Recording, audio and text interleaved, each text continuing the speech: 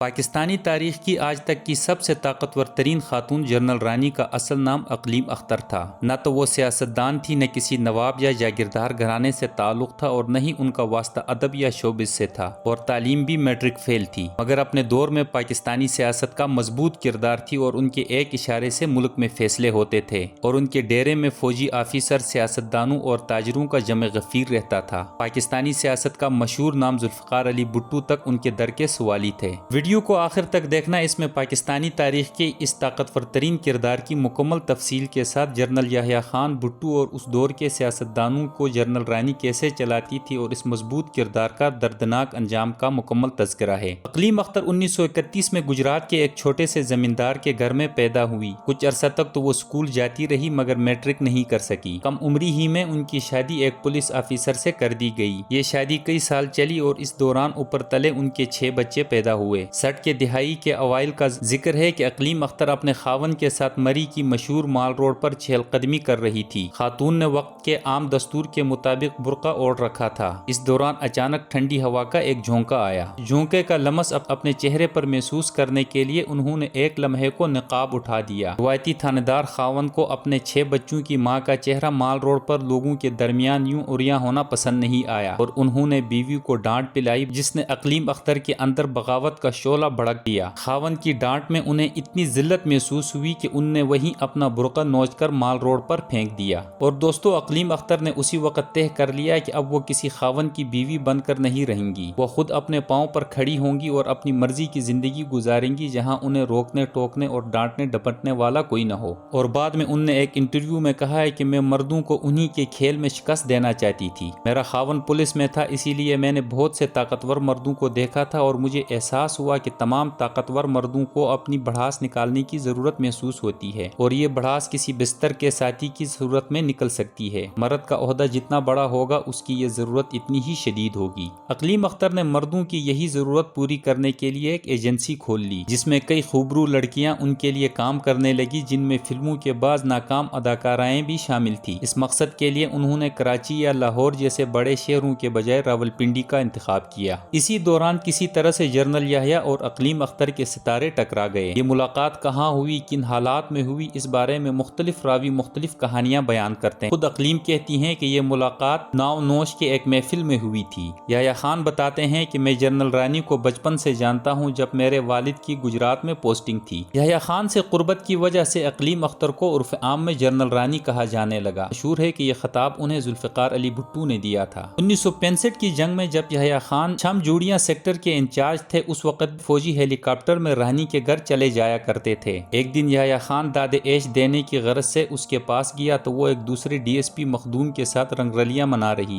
شراب کے نشے میں دت مخدوم یحییٰ خان کو دیکھ اس قدر مشتعل ہوا کہ سرکاری پستول سے جنرل رانی کے خفیہ اعضاء پر گولیاں برسا دی۔ فائرنگ کی آواز سن کر یحییٰ خان ڈر گیا اور ہیلی کاپٹر پر واپس بھاگ گیا۔ جنرل رانی کے پاس یحییٰ خان اور اس کے ساتھیوں کے بارے میں بڑی معلومات تھی۔ وہ ہر اہم آدمی کو جانتی تھی اور جرنیلوں کی رنگ رلیاں، سمگلنگ، زراندوزی اور دیگر کرتوتوں پر مبنی بہت سی کہانیوں سے واقف تھی۔ سابق قاضی پنجاب راؤ رشید نے اپنی کتاب جو میں نے دیکھا میں لکھا ہے کہ جب مشرقی پاکستان میں خانہ جنگی عروج پر تھی، اسی دوران یحییٰ خان پشاور میں سرکاری خرچ پر تیار شدہ اپنے بنگلے کا افتتاح کر رہے تھے۔ اس تقریب میں جنرل رانی ان کے ساتھ تھی۔ جنرل رانی نے جرنیلوں، سیاستدانوں اور سینئر آفیسروں سے میل ملاپ کے نتیجے میں بے پناہ دولت اکٹھی کر لی تھی۔ ایک بار کراچی میں قیام کے دوران شاہ ایران کو روانہ ہونے میں خاصی تاخیر ہو گئی۔ یحییٰ خان گورنر ہاؤس میں اپنے کمرے سے باہر نہیں آ رہا تھا۔ پروٹوکول کے حوالے سے بڑا سنگین مسئلہ پیدا ہو گیا، لیکن کوئی بھی صدر کی خوابگاہ میں داخل ہونے کی جرات نہیں کر رہا تھا۔ آخرکار ملٹری سیکرٹری جنرل اسحاق نے رانی سے درخواست کی کہ وہ اندر جائے اور صدر کو باہر لائے۔ وہ کمرے میں داخل ہوئی تو ملک کی ایک مشہور ترین گلوکارہ نور جہاں کو صدر کے ساتھ رنگ رلیاں مناتے پایا۔ جنرل رانی نے کپڑے پہننے میں صدر کی مدد کی اور اسے باہر لائی۔ جنرل یحییٰ خان کے زوال کے بعد جنرل رانی کا ستارہ بھی ڈوبنے لگا۔ بھٹو دور میں جنرل رانی نے اپنے ڈیرے شارع قائد اعظم پر واقع انٹر کانٹیننٹل کے ایک سویٹ میں آباد کر رکھے تھے۔ وقت کے حکمران ان کے آستانے پر جبین نیاز لے کر حاضر ہوتے اور اپنے شرارتی من کی مرادیں پاتے۔ آسمان نے رنگ بدلا، حالات نے پلٹا کھایا اور پنجاب پولیس حرکت میں آئی۔ ایک شب جنرل رانی کو حراست میں لے کر کوتوالی تھانے پہنچا دیا گیا۔ ہر دور میں جنرل رانی مفرور اشتہاری ملزموں کی طرح جا بجا چھپتی پھرتی رہی۔ جنرل رانی کو زندگی میں پہلی بار اس قسم قسم کے ناخوشگوار حالات کا سامنا کرنا پڑا۔ گلی گلی کے خاک چھاننے کے بعد اسے یہ معلوم ہوا کہ پورے پاکستان میں اگر کوئی ایک شخص اسے پناہ دے سکتا ہے تو وہ لاہور کا ایک صحافی ہے۔ ایک رات اس عظیم صحافی کے گھر ٹیلی فون کی گھنٹی بجی۔ صحافی کی بیگم نے ٹیلی فون کا ریسیور اٹھایا۔ دوسری جانب بولنے والی خاتون نے یہ اعلان کیا کہ میں انتہائی مجبور ہوں اور میرے پاس بجز اس کے کوئی اور چارہ نہیں رہا ہے کہ میں بنفس نفیس آپ کے دولت کدے پر حاضر ہو جاؤں۔ چند گھنٹے گزرنے کے بعد رات کے پچھلے پہر جنرل رانی آغا شورش کشمیری کے گھر کے دروازے کے باہر موجود تھی۔ آغا صاحب کو نیند سے جگایا گیا، وہ باہر آئے اور جنرل رانی کو اپنے گھر لے گئے۔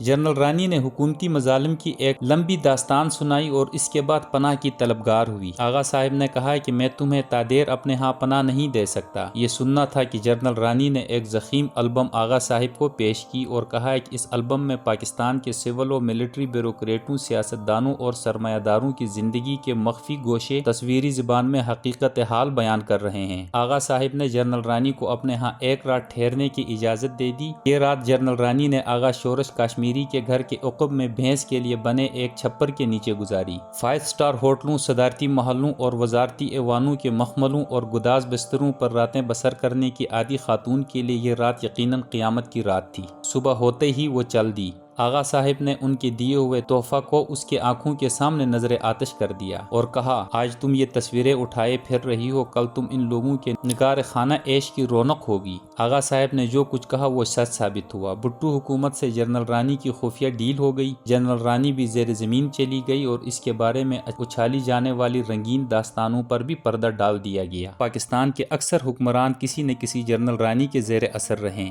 ہر دور کسی نہ کسی جنرل رانی اور اس کی بٹالین کی حکمرانی کا دور ہے۔ جنرل رانی مر چکی مگر وہ مطمئن ہے کہ اس کی روح زندہ ہے۔ وہ مطمئن ہے کہ اس کے بعد بھی اقتدار کے ایوانوں میں کسی نہ کسی جنرل رانی کے قہقہوں اور چہچہوں پر دل و جان نثار کرنے والے رنگیلے یحییٰ خان موجود رہیں گے۔ جنرل رانی صرف ایک نام نہیں، وہ صرف ایک عورت نہیں بلکہ وہ ایک استعارہ اور ادارہ تھی۔ یہ ادارہ اب ناقابل تسخیر حد تک مستحکم ہو چکا ہے۔ جنرل رانی نے مقتدر طبقات کے ایوانوں کو ہرنیوں، تتلیوں، بلبلوں اور میناؤں سے سجانے کا فن متعارف کروایا تھا۔ یہ فن اب بالغ ہو چکا ہے۔ جنرل رانی کل بھی ایوان اقتدار پر قابض تھی اور اس کی تربیت یافتہ کئی دیگر کاریگر آج بھی ایوان ہائی اقتدار کی راتیں رنگین بنانے میں مصروف ہیں۔ دوستو، تو یہ تھی جنرل رانی کی کہانی۔ آپ کمنٹس میں بتانا 60 کے دہائی میں اگر اس دن مری کے مال روڈ پر ہوا کا وہ جھونکا نہ چلتا تو کیا پاکستان کی تاریخ اتنی ہی رنگینی و سنگینی تک پہنچتی؟ یہ بتانا ضروری تو نہیں، لیکن ضمناً سن لیجئے کہ جنرل رانی عدنان سمیع خان اور فخر عالم کی سکی نانی ہیں۔